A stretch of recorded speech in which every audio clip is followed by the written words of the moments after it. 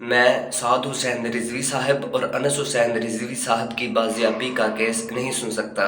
میں Lahore high court کے chief justice صاحب سے یہ ریکویسٹ کرتا ہوں کہ ان دونوں کا کیس یہ جو ہے یہ کسی اور جج کے روبرو لگا دیا جائے۔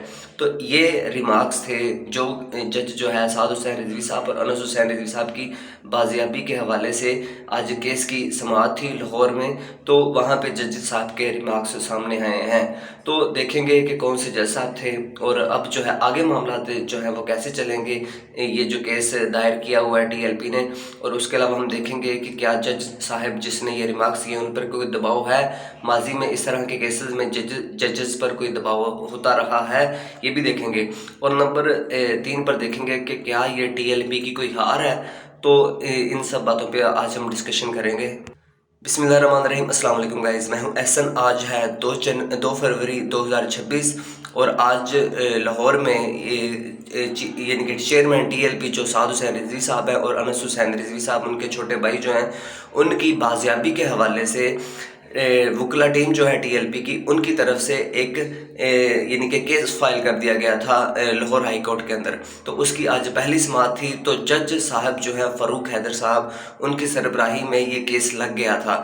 آج پہلی سماعت کے اندر جج صاحبان جو ہیں انہوں نے اپنے پاؤں پیچھے کھینچتے ہوئے کہا کہ میں یہ کیس جو ہے نہیں سن سکتا۔ میں لاہور ہائی کورٹ کے چیف جسٹس صاحب جو ہیں ان کو یہ ریکویسٹ کرتا ہوں کہ آپ یہ کیس جو ہے کسی اور بینچ کو یعنی کہ لگا دیں، کسی اور بینچ، کوئی اور بینچ بنا دیں جو اس کیس کو سنیں۔ تو میں تو اس کیس کو نہیں سن سکتا۔ دیکھیں، جج صاحب کا یہ جو فیصلہ ہے بہت سارے سوالات کو جنم دیتا ہے۔ ہم یہاں پہ ایک سوال جو ہے اس کو ڈسکس کریں گے۔ کیا جج صاحب جو ہیں وہ یعنی کہ ڈر گئے ہیں کسی ایجنسی سے، کسی یعنی کہ ادارے سے، کسی حکومت سے؟ آخر کیا وجہ ہے؟ کیا ماضی میں بھی ایسے ہمیں کوئی کیسز سامنے دیکھنے کو آتے رہے ہیں کہ ایجنسیوں کی، اداروں کی کوئی دباؤ ہو ججز پر اور ان دباؤ کی وجہ سے ججز نے اپنے یعنی کہ پاؤں پیچھے کھینچ لیے ہوں؟ تو اس حوالے سے میں آپ کو کچھ بتانا چاہتا ہوں کہ واقعی میں دباؤ رہا ہے، اور ان دباؤ کا جج صاحبان نے خود اعتراف بھی کیا ہے کہ ہمارے اوپر جو ہے اداروں کا بہت سارے کیسز میں اور خاص طور پر اس طرح کے مذہبی کیسز میں دباؤ رہا ہے، اور گمشدگی کے جبری گمشدگی، جس طرح سعد حسین رضوی صاحب اور انس حسین رضوی صاحب کی جبری گمشدگی کی ہوئی ہے، گرین پارٹی اس بات کو یعنی کہ اناؤنس کر رہی ہے۔ تو اس حوالے سے بھی ججز نے کہا ہے کہ اس طرح کے کیسز میں ہمارے اوپر جو ہے وہ اداروں کا دباؤ رہا ہے۔ دیکھیے، سب سے پہلے تو میں آپ کو بتا دوں کہ ہر جج صاحب جو ہے وہ اس طرح کا یعنی کہ ایک اپنی ریکویسٹ کر سکتا ہے کہ میں اس کیس کو نہیں سن سکتا اور کسی اور کے روبرو یہ کیس جو ہے لگا دیا جائے۔ تو لیکن ماضی میں بہت ساری مثالیں ملتی ہیں کہ پاکستان میں جب بھی کوئی سیاسی، مذہبی یا ریاستی نوعیت کا اس طرح کا حساس معاملہ آتا ہے، اور خاص طور پر یہ جو ہے جبری گمشدگی کا حوالہ، مطلب کہ لوگ ایجنسیوں کی تحویل میں ہوتے ہیں، تو ایسے بہت سارے معاملات ملتے ہیں کہ اداروں کا جو ہے وہ ججز کے اوپر دباؤ رہتا ہے یا پھر ادارے جو ہے کوپریٹ نہیں کرتے۔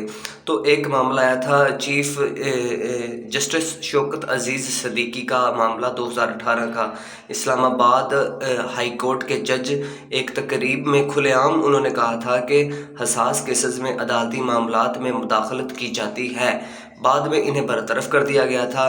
یہ واقعہ عدلیہ کی تاریخ میں اہم موڑ سمجھا جاتا ہے۔ اس کے علاوہ یہ جو ان کے جج صاحبان ہیں اور بھی بیانات سامنے آتے رہے ہیں، میں وہ بھی آپ کو پڑھ کر سناتا ہوں۔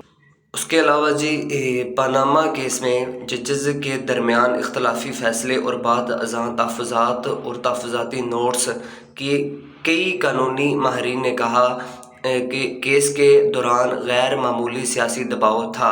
یہ سب کچھ عدالتی ریکارڈ کھلے عام یعنی کہ یہ حصہ ہے عدالتی ریکارڈ کا۔ اور لاپتہ افراد کے کیسز، وہی نا اب وہ جو بات آ گئی سعد حسین رضوی صاحب اور انس حسین رضوی صاحب کی لاپتہ افراد سے متعلق مقدمات میں ججز نے خود ریمارکس دیے کہ ریاستی ادارے تعاون نہیں کر رہے، بعض کیسز سالوں تک لٹکے رہے۔ یہ صورتحال عدالتی کمزوری یا دباؤ کے تاثر کو جنم دیتی ہے۔ تو میں نے آپ کو سب کچھ بتایا، لیکن یہاں پہ بات اتنی بھی بری نہیں ہے، مطلب کہ یہ ایک بیڈ نیوز نہیں ہے TLP کے لیے، جیسا کہ میں نے آپ کو بتایا تھا کہ میں پہ یہ بھی ڈسکشن کروں گا۔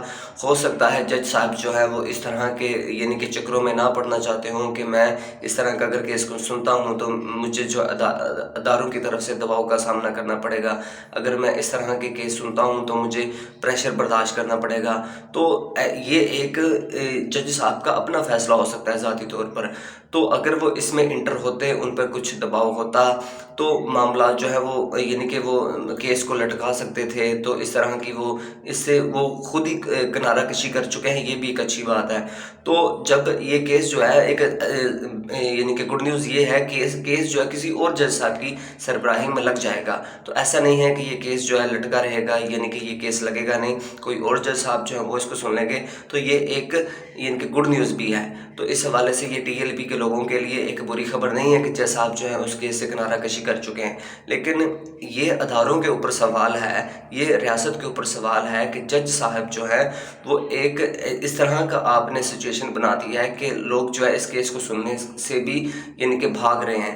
تو آپ کا پریشر جو ہے ایک ریاستی پالیسی جو ہے نون لیگ کی جو پالیسی ہے اس سے لوگ کس طرح بھاگ رہے ہیں کہ ہم اگر اس کیس کو سنیں گے، ہم نے اگر کوئی فیصلہ جو حق کا سنا دیا، ہم نے اگر اداروں سے جواب طلب کیا تو ادارے الٹا جو ہے ہمارے اوپر ہی بولنا شروع، ہمارے اوپر ہی پریشر کرنا شروع کر دیں گے۔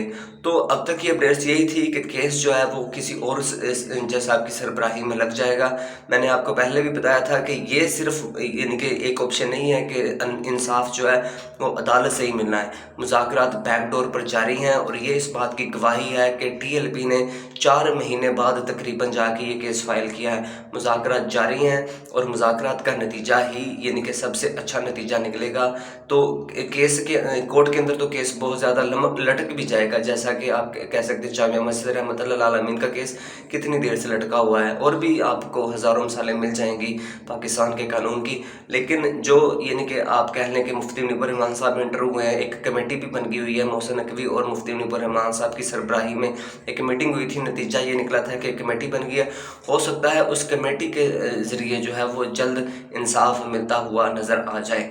ہوپفلی ویڈیو اچھی لگی ہوگی، اچھی لگی تو ویڈیو کو لائک اور چینل کو سبسکرائب ضرور کیجیے گا۔ نیکسٹ اپڈیٹ کے ساتھ ملتے ہیں۔ تھینکس فار واچنگ، اللہ حافظ، بائے۔